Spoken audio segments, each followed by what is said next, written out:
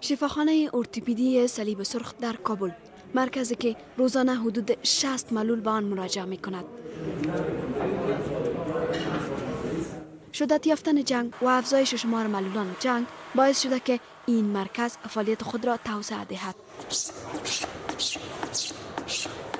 در اینجا روزانه به طور متوسط تا 50 قالب و اعضای مصنوعی بدن ساخته می شود. محمود 14 ساله که از ولسوالی غوربند ولایت پروان به اینجا آمده، کمر و پاهایش در اثر اصابت گلوله هاوان در درگیری میان نیروهای افغان و گروه طالبان فلج شده.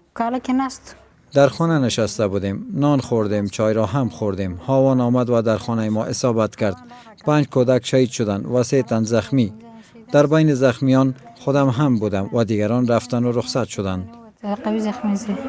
ناصر کودک دیگری است که 13 سال عمر دارد. او میگوید 6 سال پیش در اثر حمله انتحاری در چهارراه عبدالحق کابل در وقت رفتن به مکتب زخمی شد. گلوی دار میخوریم، پس طرف خانه میرسیم. از گلویی که نو دار میخوریم انتحاری شد. موتر ما پرچه ما بودم، همراه برادرم 4 برادر بودیم. 3 برادرم زخمی شد، 1 برادرم زخمی نشد. 1 شاگرد دگان بود، موتروان هم زخمی شد. ناصر میگوید با گذشت چندین سال هنوز نتوانسته توانایی خود را باز یابد تا فعالیت‌های روزانه را انجام دهد که پیش از زخمی شدنش انجام میداد. اما شیرپاچا که 23 سال قبل در نتیجه جنگ‌های داخلی دو پایش قطع شد، میگوید حالا میتواند مانند انسان‌های دیگر کارهای روزانه اش را انجام دهد.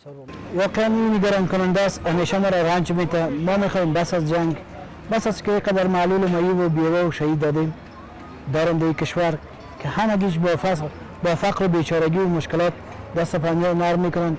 من از طرفهای درگیر آرزوی منی است، خواهش منی است، عذرانه برشان میگم که بس از دیگر جنگ در افغانستان بس است.